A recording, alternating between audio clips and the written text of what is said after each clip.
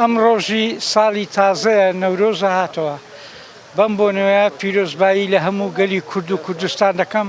بە بۆنەی هاتنی جەژنی نەورۆز. پێشان لە کاتی خۆیدا ئێمە دەچوینە دەرەوە ئاهەنگی نەورۆز دەکرا هەموو ساڵێک، بەڵام بەداخەوە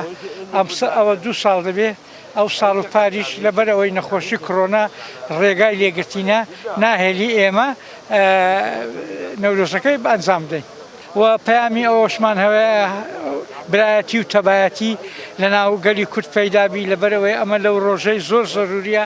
هەموو وەکو برا یەک دەنگ یەک ڕنگ بین لەبەر ئەوەی بە چاوی خۆمان دەبینین کە چیمان بەسەردەینن بە تایبەتی بەنسبەت بودجە بە تایبەتی بەنسبەت کوردستان دژایەتیمان دەکەن بە هەموو جۆرێک.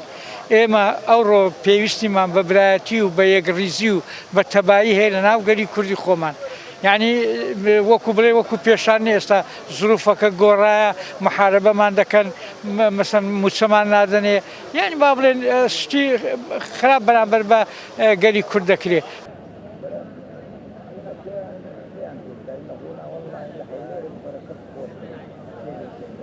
بەبوونەی ڕۆژە نەورۆزە پیرۆز هەرێمی کوردستانی جوانترین پیرۆزبووی ئاراستەی تەواوی گەلی کوردستان لە هەموو کوردستانی و لە هەموو جیهانێ بکەم. جێ ئاماژەیەک و 21 سێ هەموو ساڵێکین ڕۆژە نەتەوایەتیە گەلی کووردە لە هەموو جیهانێ و گەلی کورد بجوش و خڕوشی و ڕوو لە ستاینانگەیت هەرێمی کوردستانی دەکەن و لە هەموو جیهانی ئەو ڕۆژەوەک و ڕۆژە نەتەوایەتیە گەلی کورد تێتە پیرۆزکردن و متبێت لێرەدا ڕێ تەلەڤیزیۆنە هەوا پەیامێکی ئاراستەی سەرجەم لەوانی سیاسی هەرێمی کوردستانی بکەم کونوکە خەڵکی هەرێمی کوردستان ڕاستی ڕۆژێکی نەخۆشدا دژین مدوێت لێرە بێژمە تەواوی لانی سیاسی هەرێمی کوردستانی بۆ ئەوەی ئەم وەکو خەڵکی هەرێمی کوردستانی بۆ ئەوەی ئەم تەبابین و تکایە یەک دەنگ بن تکایە جوانیان ما و یەکگرتنا ما و هەموو تشتێمە گەلی کورد ئەوەی ئەم یەک دەنگ بین هەنگ ببینن شیعا ببینن سونا ببینن هەر ناو خدا سەدان کێشەوێت هەی سەدان مەشاکلێت هەی کاتێک مشکلات گەشتە سەر هەرێما کوردستانی هەموو یەک دەنگن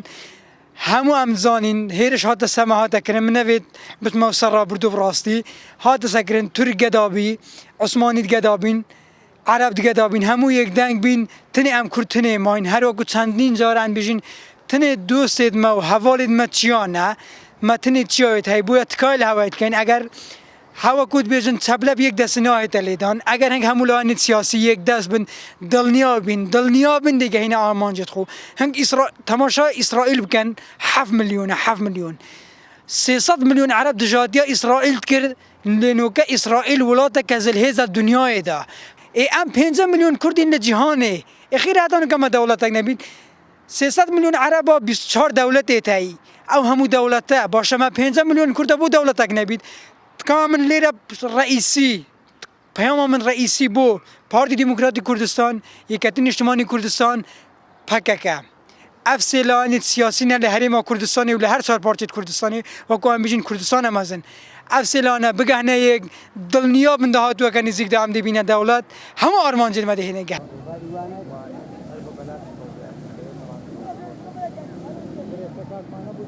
نەورۆز نیشانەی سەرکەوتنە ئاگری نەورۆز دەکرێتەوە لە هەموو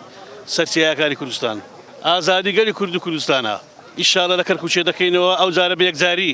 هەمویان یەک بگرن بزانە عەجز شەعبی و هەرەپەڕی لە کەرکوچێ ئەوان لە هەموو چەکی کە دژی کوردی بی یەکگرتوونە بەس کورد پەرتو براوە